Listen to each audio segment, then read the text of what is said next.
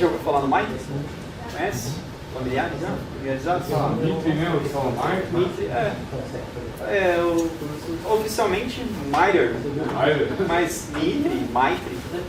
Mas esse daqui é um projeto que ele começou em 2012, 2013, e o objetivo era muito claro, era desenvolver uma taxonomia, uma linguagem comum, para que todos pudessem entender e saber o que estava acontecendo ali com relação à cibersegurança. Ele mapeia táticas, técnicas e procedimentos que são utilizados por grupos de cybercriminosos. Consegue criar uma base de conhecimento para que ela seja globalmente acessível e tenha informações que são baseadas no mundo real. E essas bases que eles mapeiam, elas são usadas como umas novas metodologias para desenvolvimento de várias indústrias diferentes. Então eles usam isso no setor privado, no governo, comunidade de produtos, serviços de segurança cibernética. Quando eu coloco as informações nessa sequência, fica muito mais fácil da gente entender tudo daqui para frente. E não só aqui nesse workshop. Quando vocês forem para qualquer outro lugar e ver qualquer outro material, vocês vão lembrar dessa informação. Uma tática é um objetivo. É o que o atacante quer fazer, o que o adversário quer fazer. O objetivo final é a exfiltração de dados. Exfiltração de dados, né? Essas ações que ele toma é uma tática. Como é que isso vai ser feito? Como é que eu faço uma exfiltração de dados? O Cyber Kill Chain não fala. Ele fala que essa tática, ele descreve mais ou menos o que é essa tática, mas ele não fala qual que é a técnica utilizada para alcançar essa tática, que é um objetivo. Então a tática, ela é um objetivo, a descrição mais alta, né, de um determinado comportamento. Quando a gente fala no segundo Tzinho, que são as técnicas, aí sim, é a descrição detalhada desse comportamento. É como que o atacante vai chegar a esse objetivo. É a ação utilizada para conquistar uma tática, certo? E o procedimento? O procedimento, como o nome diz, né? Os procedimentos que são tomados dentro de uma técnica que vai alcançar uma determinada tática que é um objetivo. Às vezes assim fica meio confuso, né? Porque uma tática que eu vou usar uma técnica para alcançar um objetivo, que é uma tática através de procedimentos que são técnicas. Parece o Chaves, né? Falando de camarim no frigorífico.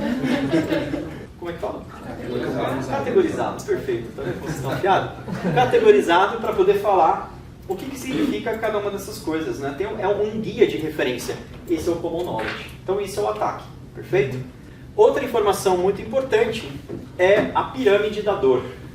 Para entender o que são essas táticas, o que são essas técnicas que são utilizadas pelos adversários, a gente precisa ter um nível de inteligência.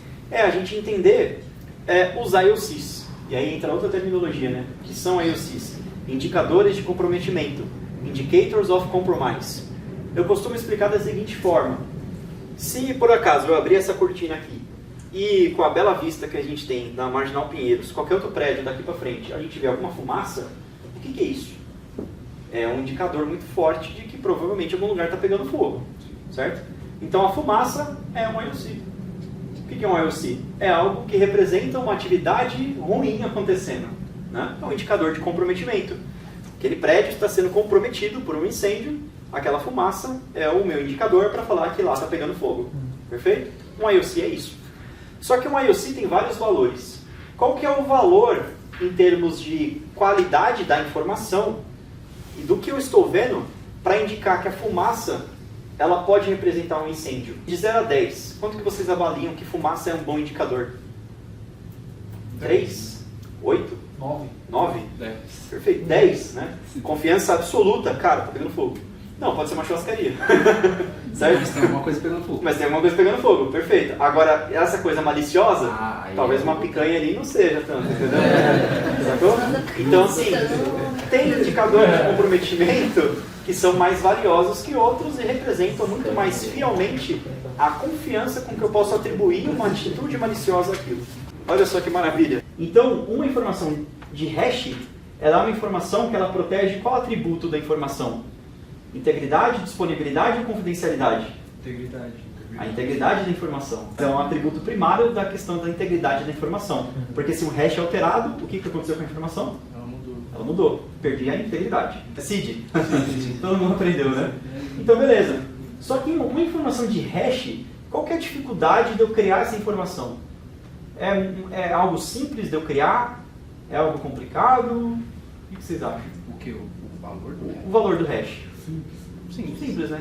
Trivial. Tem programa que faz isso, né? Exatamente. Muito simples. Você precisa criar um programa. Na perspectiva de criação da informação, posso fazer a qualquer momento, qualquer ferramenta. Muito simples. Um endereço de IP. Endereço de IP, se eu vou pensar na forma tradicional como a gente faz segurança, como é que um firewall funciona? Através do conceito de 5-tuple, né? Endereço de IP, porta e protocolo, de origem e destino. Eu tenho ali as minhas 5 características que eu vou criar, as minhas listas de controle de acesso, as minhas ACLs. Perfeito? Bom, vamos supor que eu faça um mapeamento de toda a campanha de ataque de um adversário. E eu mapeei 3.000 endereços de IP. Vou lá no meu firewall feliz. Esses caras aqui não são pagos para mim. Mapeei 3.000 endereços de IP.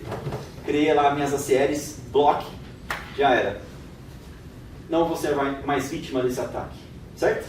E se o atacante for lá e falar, beleza, você bloqueou 3.000, 3.001, subiu mais um endereço de IP.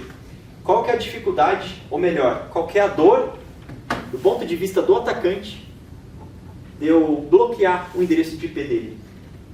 Aqui, ó, easy, fácil. Bloqueei um hash, trivial. Bloqueei um endereço de IP, fácil. Um domínio, ele pode ter quantos endereços de IP?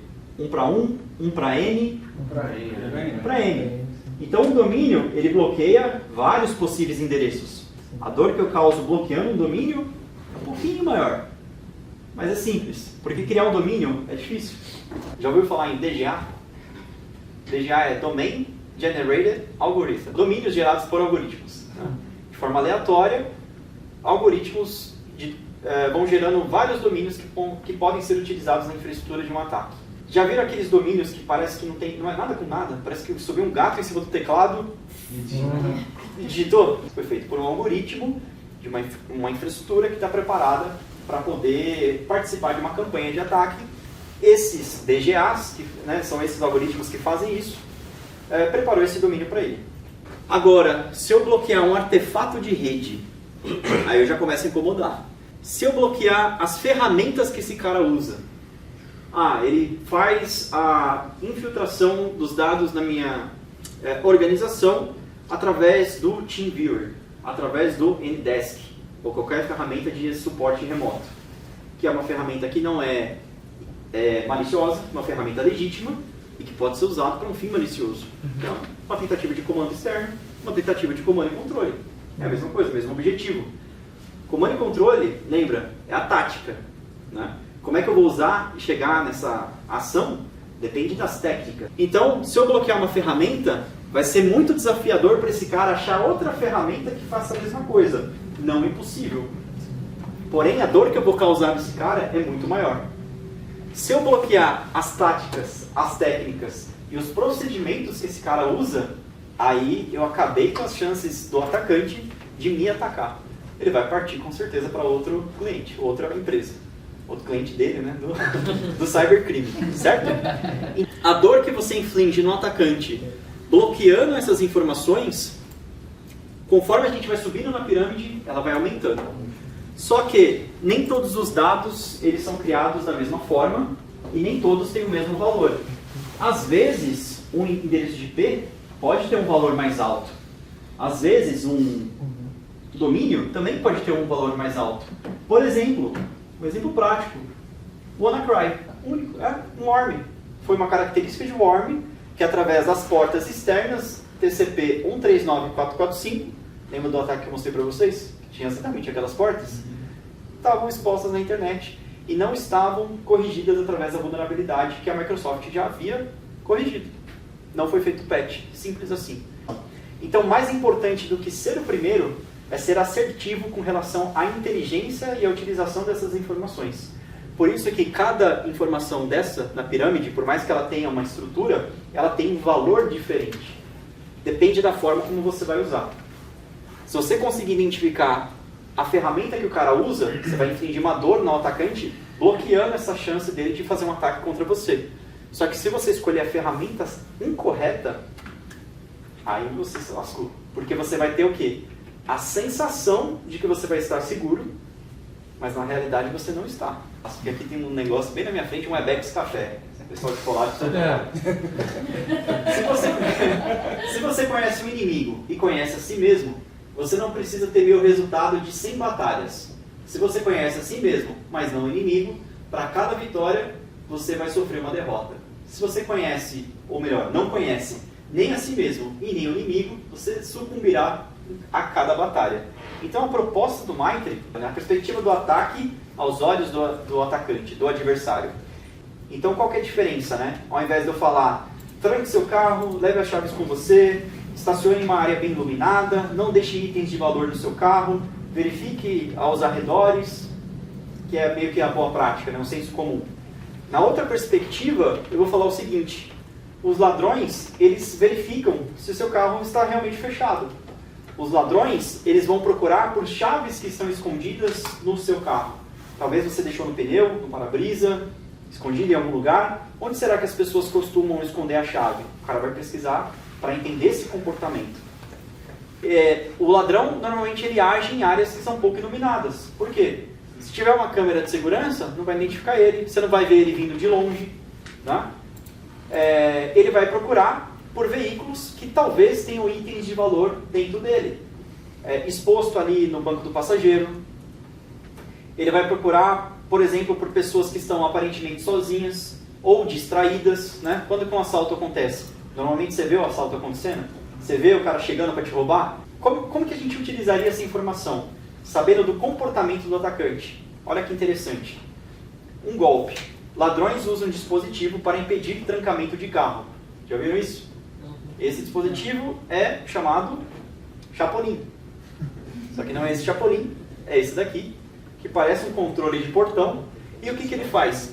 Ele faz um embaralhamento do código da sua chave.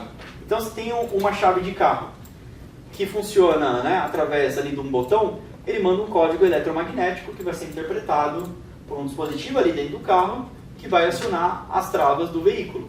Se ele apertar ao mesmo tempo que você, ele vai confundir o sinal. Ele vai meio que bloquear esse sinal e o seu carro não vai ser trancado. Então, normalmente, o que as pessoas fazem quando estacionam? Chega lá, estaciona, sai do carro, vira as costas, aperta o botão. Né? Certo. E aí, se alguém estiver perto ali e apertar ao mesmo tempo que você o botão do chapolim, não vai travar. Você vai ver? Não. Você vai embora. Então, quando você conhece como o atacante atua e qual que é a tática dele e qual a técnica que ele utiliza, o TTP, a ferramenta, se eu talvez bloquear essa ferramenta dele, como é que eu vou fazer isso? Vou virar uma rasteira em todo mundo que está parado perto do meu carro e ver se tem um chapolim? Não. Eu vou tentar, talvez, mudar o código da minha chave. Existem chaves que agora que a gente pode trocar a codificação e cada vez que eu aperto o botão, ele envia um novo sinal. E aí, se ele bloquear esse sinal, não tem problema. Eu vou lá e envio outro. Então, ele não pode copiar o sinal da minha chave, que é outra tática que é também utilizada, porque ele vai lá, ao mesmo tempo que você copia o seu código. Já viram isso acontecer em portão de casa? Porque o código normalmente é o mesmo. E aí o cara lá vai fechar o portão, alguém vai lá e aperta o botão junto, ele copia o código do seu portão. E aí quando você sai, ele vai lá, entra e furta a sua casa. O que é melhor para um atacante, para um ladrão?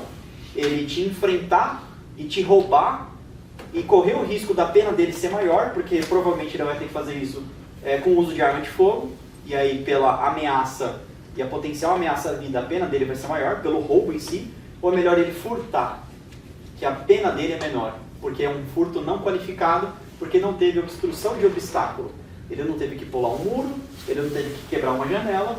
Quando você vai entendendo como um atacante funciona, quais são as táticas e técnicas que ele usa, você pode usar essa informação contra ele.